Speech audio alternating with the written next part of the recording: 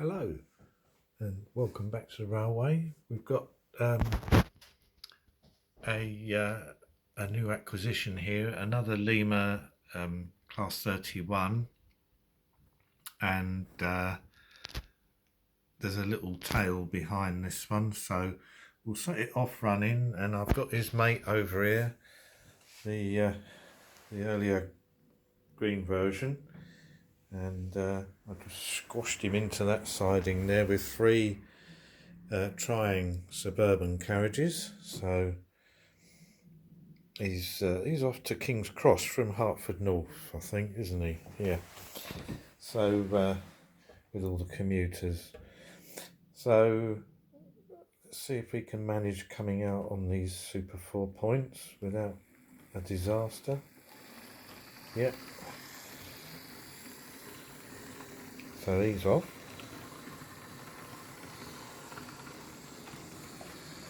And we'll get the other one going, and he's got those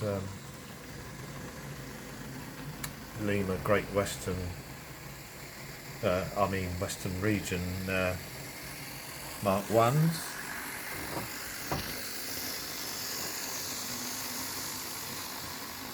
And I'm very pleased with this model. I've got it from Rails of Sheffield along with a class 37, and I got quite a big discount on what they were selling them for, and very, very pleased with both of them. They're both immaculate, and I don't think either of them had been run.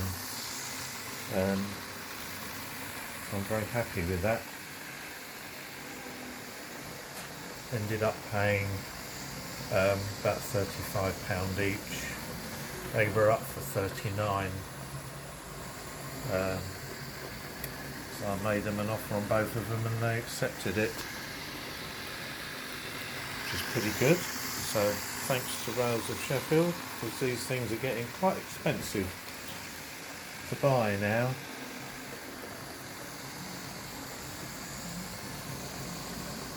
And I quite like this sound, the 231s, two Lima engines going at the same time. Lovely sound.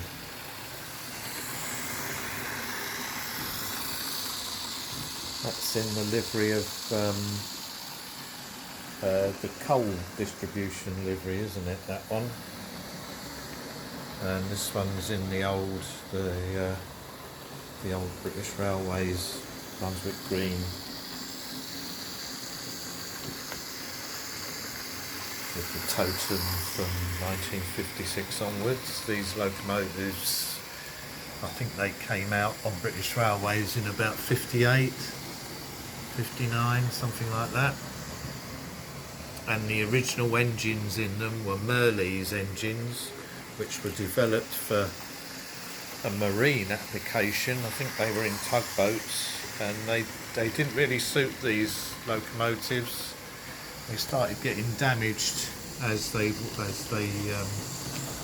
progressed in the early years, and they were all replaced en masse. I think it was about 368, is it? 368 of these locomotives, and all the engines were replaced with the engine that comes out of the class 37, slightly derated. So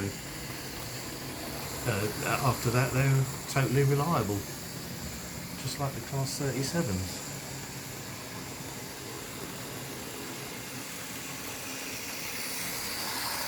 I don't suppose Brush Engineering were that happy about having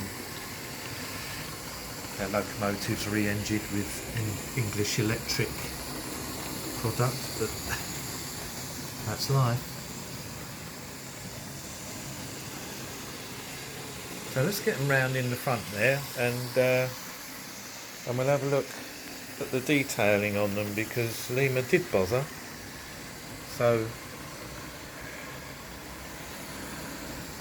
we'll have a look. We'll stop this one first.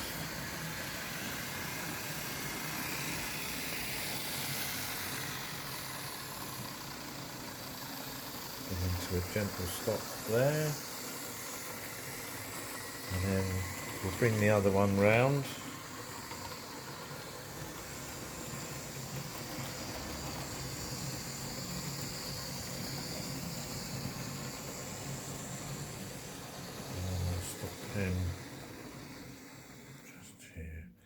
So if you look at the roofs, the earlier one has the vent for the boiler there. Focus, can I focus? Is it going to focus? It is. It keeps catching us, keeps catching something else to focus on. There we are, there's the boiler exhaust. There's the filler for the boiler water tank and the steps up the side. You can just see them there. So they were all plated over when they no longer had the old steam heating Mark 1s, and they all ended up looking like this. Now this wouldn't have been provided with any heating facilities. God, that's bad focusing, isn't it? Ah, that's better. So you can see the boiler vent is plated over with that round disc cover, and the filler cap also is covered over. So they did a series of 31s, the 31-4s, and they were given electric train heating, but this is an example that was designated as a goods loco, so it wouldn't normally have been attached to passenger coaches, although it might have done in the summer when heating wasn't required. The other thing I wanted to show you is on these Limas, the handrails are provided on a sprue and they're plastic. Now I had them for this one and I applied them. On this one, they were missing, and I knew they were missing when I bought it. But I thought, well, that's easy. I'll get some an old guitar string and bend it into shape. So I did that, and they weren't too bad. But what I did in the end, I got these off of eBay. These are shaped really well. If you look at the left-hand one, it bends right at 90 degrees and then bends another 90 degrees going forwards into the door frame. And that was very hard to achieve neatly. So I wasn't that satisfied. So I started looking and I found these on eBay, and they're excellent. And all you got to do is they're pre-bent and everything. All you got to do is cut off the ends where they go in, so they don't poke through on the other side. And the jobs are good, and little tiny dab of glue to get them in there and sticking, and they look fantastic. Better than the, gotta say, they're better looking than the Lima plastic ones. So if you wanted to upgrade, this is a good choice. So that's the main thing I wanted to show you today. That's quite a distinctive shape there. If you look at these handrails, there you go. So that's a better view, isn't it? Look, it's a very complicated sort of set of bends you've got to get exactly right to make it look good, and that's excellent. So we'll get these going again, and I'll give you the name of these people so you can look them up if you want to do that. There he goes, lovely noise.